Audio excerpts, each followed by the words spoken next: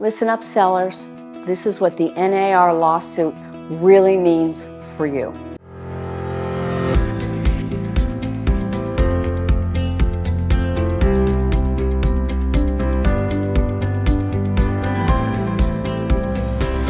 I'm Sally Daly, the Daly Group at Douglas Elliman in Vero Beach, Florida.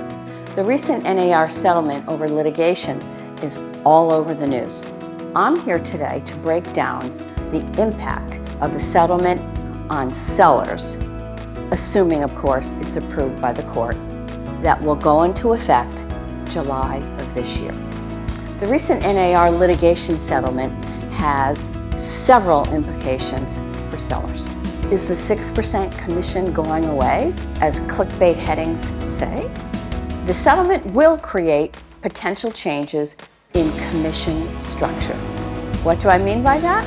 The NAR agreed to decouple commission. That means each party will pay for their broker representation. As the seller, you still have a listing agreement with a listing agent that governs his or her fee at close of sale of your home.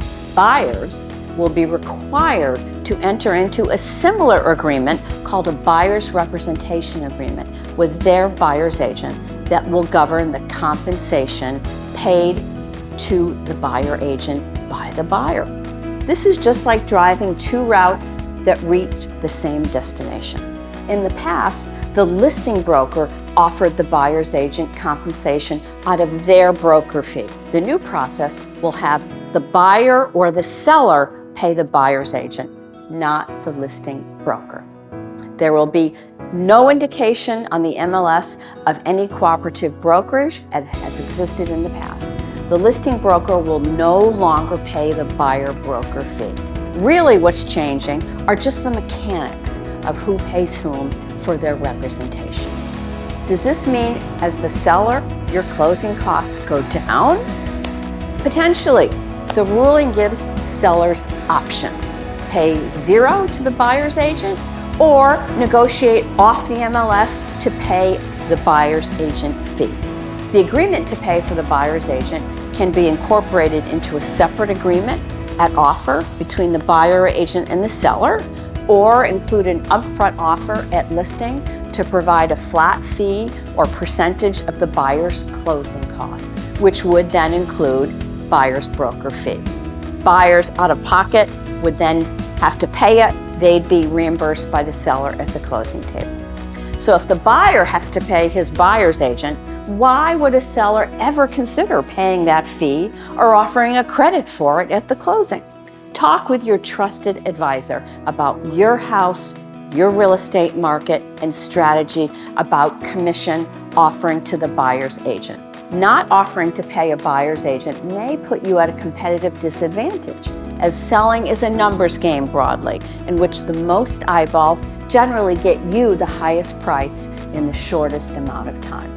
Opting not to pay a buyer's agent as a seller runs the risk of some buyers who are unwilling or unable to pay that fee directly being unable to pursue your house when they may have otherwise. Conversely, a hot market may enable you to limit the fee you pay or not pay anything to a buyer's agent. A buyer's market may cause you to decide to pay a buyer broker fee.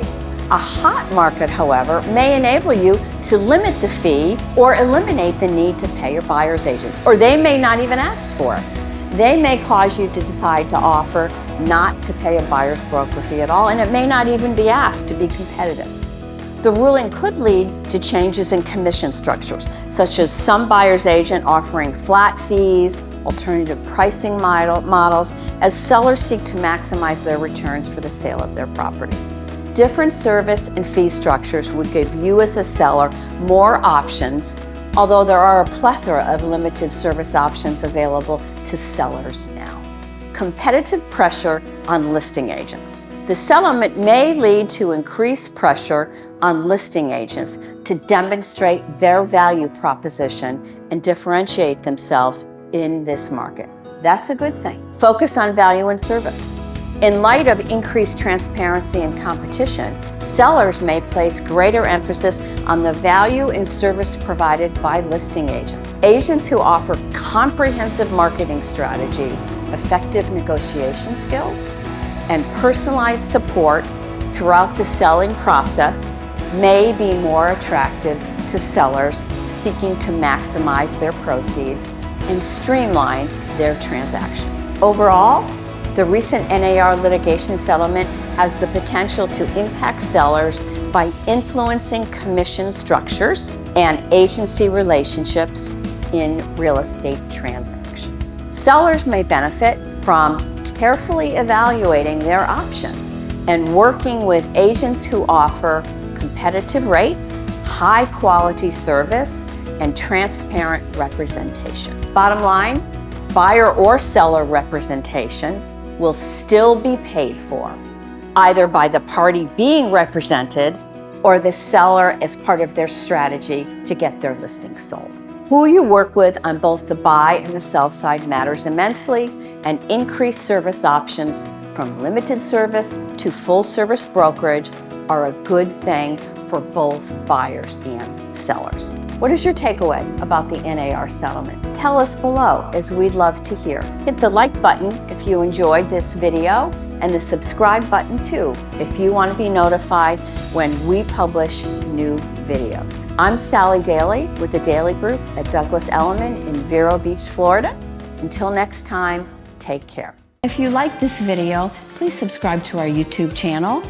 This way you'll get notified when we produce new videos. And if you want to see more content right now, click to the videos to the left and you'll see more.